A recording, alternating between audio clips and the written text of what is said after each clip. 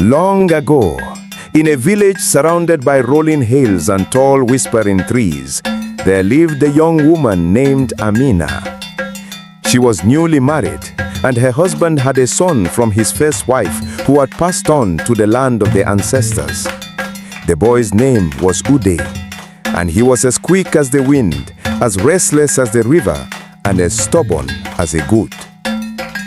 When Amina entered the household, she carried with her a heart full of love.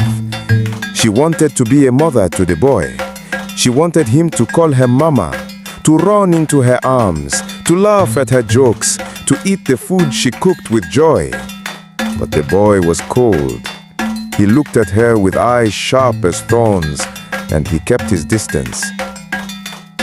Day after day, when she served him food, he pushed the bowl away. When she tried to braid his hair, he shook his head and ran. When she called his name, he answered with silence. Amina's heart grew heavy, like a stone in her chest. She asked herself, "What must I do to win the love of this child? How can I soften his heart so that he accepts me as his mother?" One evening, when the moon was high and the crickets were singing, Amina walked to the hut of the village healer, an old woman named Mama Efua. This healer was wise as the baobab tree, with wrinkles that told stories of many seasons. Amina bowed low before her and said, "Mama, I have come for your help. My stepson rejects me. I do everything I can, but his heart is closed. I beg you, give me a charm, a potion or a spell that will make him love me as his mother." The old woman looked into Amina's eyes and smiled slowly.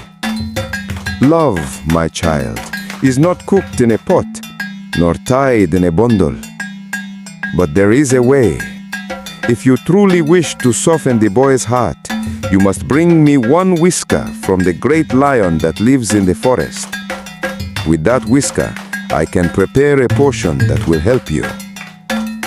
Amina trembled. "A lion's whisker?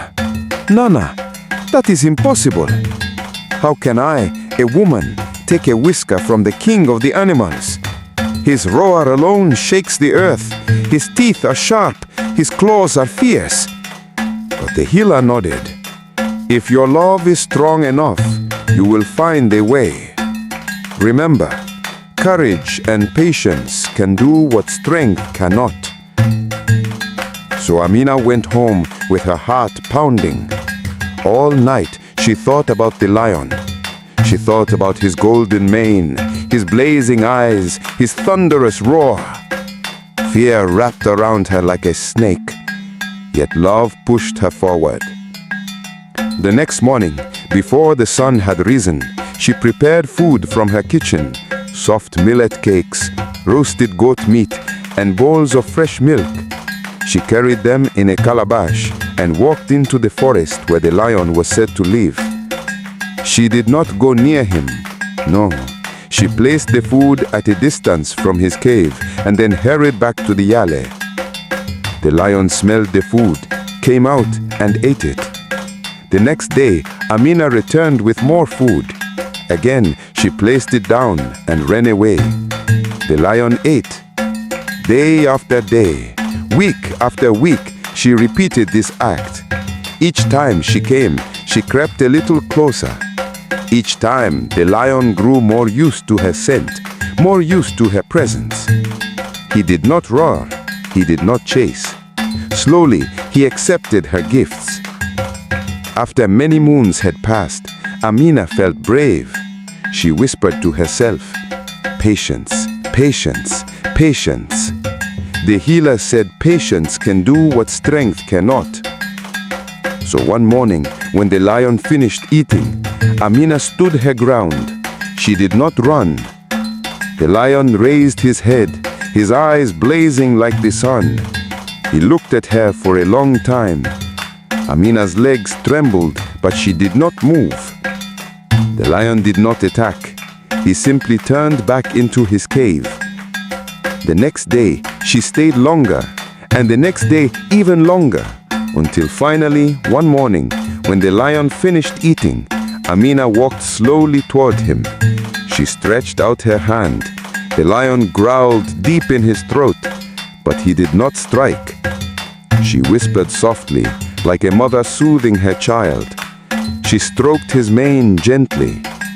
Her heart beat like a drum, but the lion allowed it.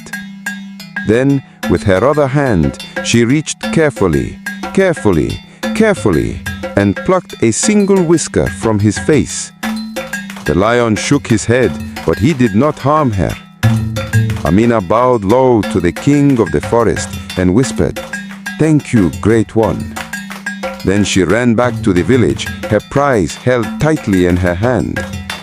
She burst into Mama Efua's hut and cried, "Mama, here it is! I have done it! I have brought the whisker of the lion!" The old woman took the whisker, examined it, and then, to Amina's shock, threw it into the fire. It burned to ash in a moment. Amina gasped, "Mama, why?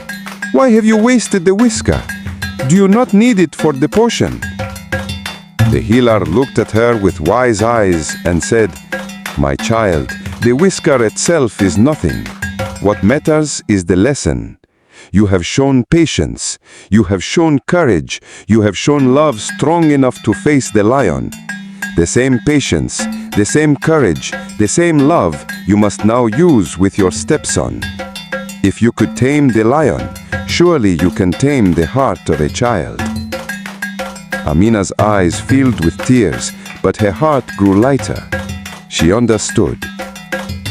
So from that day forward, she treated the boy not with desperation, but with calm patience.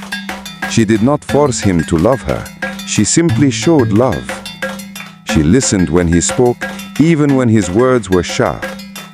She cooked his favorite food without complaint. She praised his small achievements.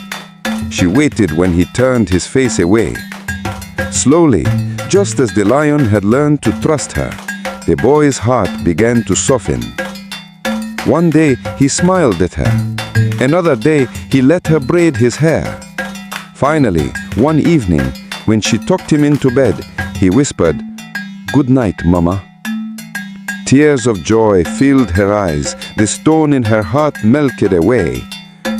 And so it was that Amina, the woman who had tamed the lion, also tamed the heart of a child.